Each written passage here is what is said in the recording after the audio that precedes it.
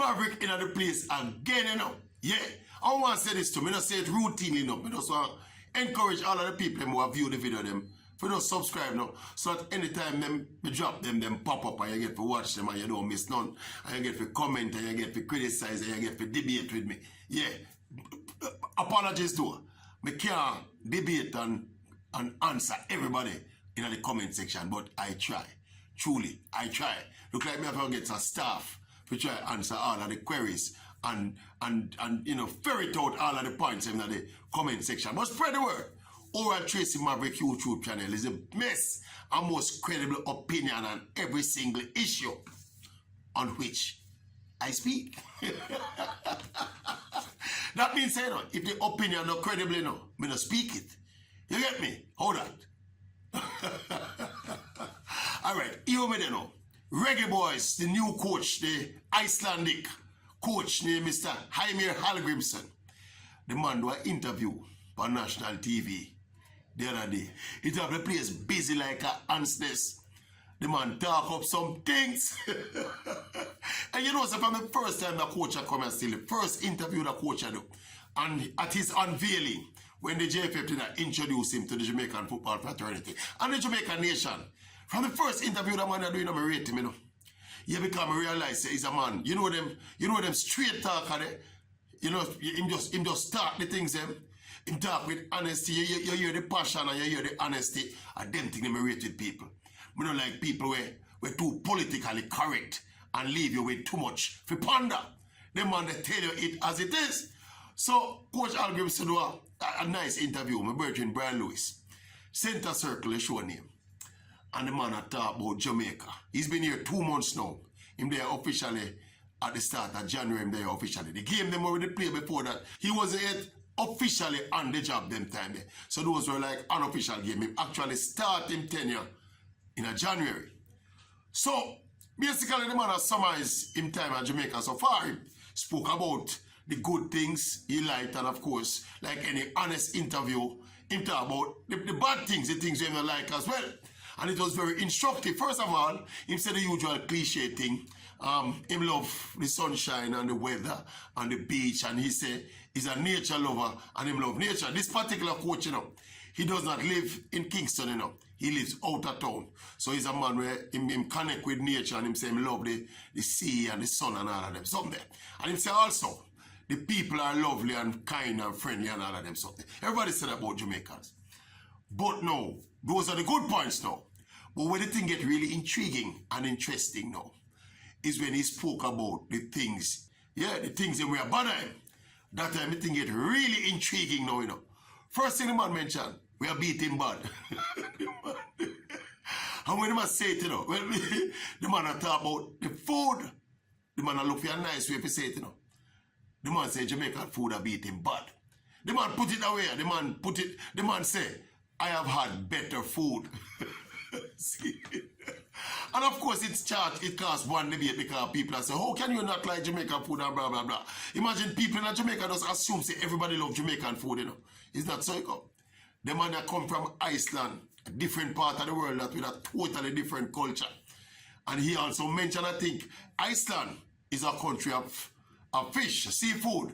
Right? And he must say, boy, obviously, he don't like how we do our seafood in Jamaica. And he's here with his wife and I think his son, you know. So you know, say must struggle with the food. And when people, when you're in a foreign country and the food not good, you know, inevitably, you know, you start thinking about if you go back to your yard, you know. And that was one thing. And then the coach went on now. His things start get much more instructive now, you know, relevant now, you know. The man said Jamaicans too laid back. You know, he made the comment that we're too laid back and we take too long to get things done. Yeah, that the man said, you know. And him say, boy, you know, at one point when he talk about a section of it, him start kind of imitate the Jamaican style, say, yeah, man, you soon get it, man. And then we then about the man and say, yo, you know, it's like, you know, used to that kind of thing them used to. People say them to do something, them do it. You know, used to this thing, my man just tell you, say, yeah, man, we soon do it and all 3, 4, 5, 6, 7, 8, 9 days, 10 weeks, you know, done yet. Here another part of the interview now, where to me this was the eye-opening part of the interview, the real eye-opening part. The part that had me scared. I'm an enthusiastic supporter of this coach, you know.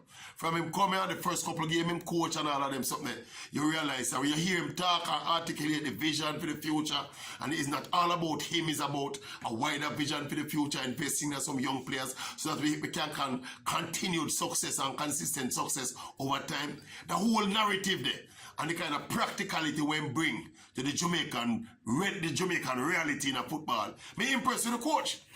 But here the part, so in other context, you know, here what get me worried now. When the coach say, my virgin, the interviewer, ask him, say, coach, have you ever thought, since you've been here the 2 months, so have you, the thought ever crossed your mind, say, I wonder why you come to Jamaica? The man laugh and chuckle, you know. The man say yes. The man say yes, to be honest. I have lots of time. I have wondered, what have I done? What am I doing here? Did I make the right decision? I mean, I'm not quote him, you know, but in a sense, I not him saying, you know. The man say more than one time, him consider say, where am I there? And what is going to take up my help you? I mean, I tell these people, the coach has been around the place, you know, especially at football matches. You know. See the coach at a lot of football matches, and the last match me see him, you see the look on the coach face, it's like, we are watching match 3, you know, so we see one of the match, you know. And it was on the match when there was a both seater, kick and down, kick up and down football, and no pattern, and no good possession football now play. No good standard of football was played. And I see the coach in the stands, the camera pan to the coach, and the coach start yarning at the stands, you know. I said, Jesus. See me want me head and watch and out, Jesus. People say slowly but surely, you know. We are doing everything in our powers to get this coach up and chewing the white towel and fly the scene, you know. No, sir. No, sir. Very instructive though.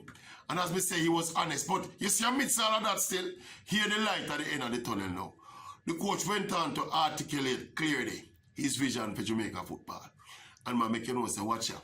What we are doing now, we are trying to put a system in place and a core of young players in place so that not only are we trying to qualify for the World Cup here, he want to ensure say, a certain level of continuity in terms of, even with the scouting of the foreign players and the recruitment of the foreign players, his emphasis is not to recruit players, senior players who are typically ready for play right now. You know.